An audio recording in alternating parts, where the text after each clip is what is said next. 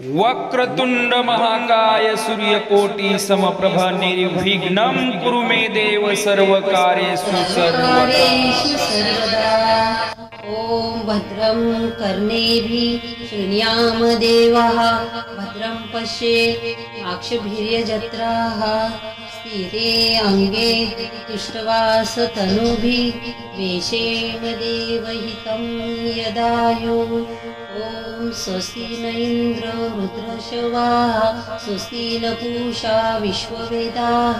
स्वस्ति नस्ताक्षो अरिष्टनेमि स्वस्ति नो बृहस्पतिर्ददातु। ॐ शान्ति शान्ति शान्ति। ॐ नमस्ते गणपतये त्वमेव प्रत्यक्षं तत्त्वमसि त्वमेव केवलं कर्तासि त्वमेव केवलं धर्तासि त्वमेव केवलं हर्तासि त्वमेव सर्वखल्विदं ब्रह्मासि त्वं साक्षादात्मासि नित्यं ऋतं वच्मि सत्यं वच्मि अवत्वमाम अववक्तारम अवश्रोतारम अवदातारम अवधातारम अवानुचा नवशिष्यम अवपश्चातात अवपुरस्तात अवत्तरातात अवदक्षिणातात अवचोर्ध्वातात अवधरातात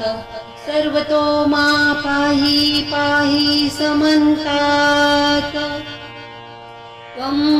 वाग्मयस्तव चिन्मया त्वामनन्दमयस्तव ब्रह्ममया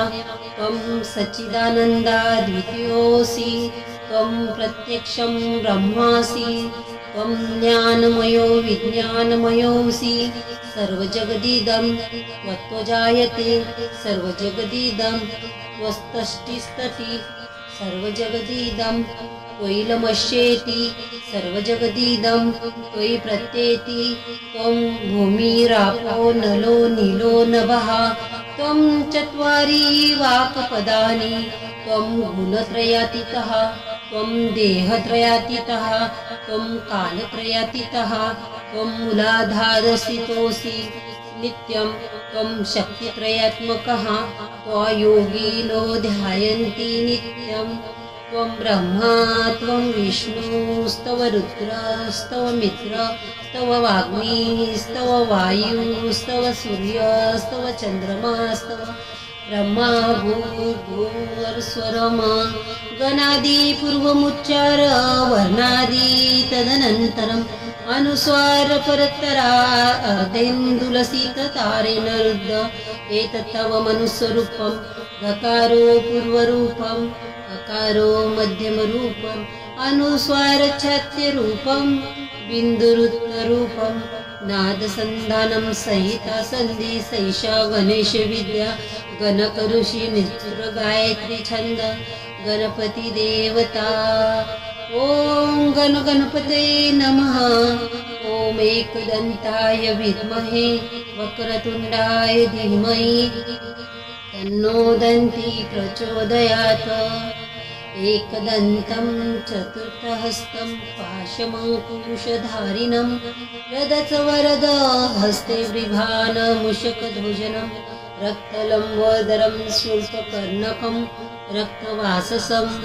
रक्तगन्धानुलिप्ताङ्गं रक्तपुष्पेषु पूजितं भक्तानुकपिनं देवं जगत्कारणमच्युतम् आविर्भूतसृष्टयाद प्रकृते पुरुषात् परम् एवं ध्यायति यो नित्यं स योगी योगिनावरः। नमो रातपतये नमो गणपतये नमः प्रथमपतये नमस्ते अस्तु लम्बोदराय एकदन्ताय विघ्ननाशिने शिवसुताय श्रीवरदमूर्तये नमो नमः। एतदर्वशीर्षयोधिते स ब्रह्मा भूयाय कल्पते स सर्वता सुखमेधते स सर्वविघ्नैर्न बाध्यते स पञ्चमहापापात्रमुच्यते सायमध्याह्नो दिवसकृतं पापं नाशयति प्रातर्ध्याह्नो रात्रिकृतं पापं नाशयति सायं प्रातः प्रयुञ्जानो अपापो भवति स सर्वत्र धियानो पविघ्नो भवति धर्मार्थ काम मोक्षं च विन्दति इदमथर्वशीर्षमशिष्याय न देयम यो योधि मोहदासति स पापीयान् भवति स सहस्रावर्तनात् यं यं काममदीते तं तं तमनेन साधयेत् अनेन गणपतिमिभिषिञ्चति स वाग्मी भवति चतुर्थ्यामनश्रन जपति स विद्यावान् भवति इत्यर्थर्वणवाक्यम् ब्रह्माद्यावरण विद्यातन विभाति विभेति कदाचनेति यो दुर्वार्कुरेर्जति स वैश्रवमनोमपभवति यो लाजर्यजति स यशवान् भवति स मेधवान् भवति यो मोदकसहस्रेण यजति स वाञ्छितफलं वाप्नोति या साज्य सविर्भिर्यजति स सर्वं लभते स सर्वं लभते अष्टब्राह्मणान् सम्यक् ग्राह्यत्वा सूर्यवर्चस्वी भवति सूर्यग्रहे मानन्दा प्रतिमासनिद्धो वा जप्त्वा सिद्धमन्त्रो भवति महाविघ्नात् प्रमुच्यते महादोषात् प्रमुच्यते महापापात् प्रमुच्यते स सर्वविद भवति स सर्वविद भवति एवं वेद इति उपनिषता ॐ भद्रं कर्णेभिः शृणुयाम देवाः भद्रं पश्यमाक्षिभिः जत्राः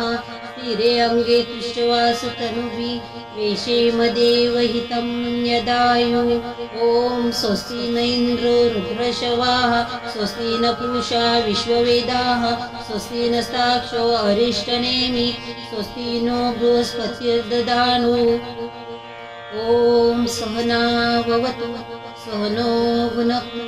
सवीर्ये करवावहै तेजस्विनावधीतमस्तु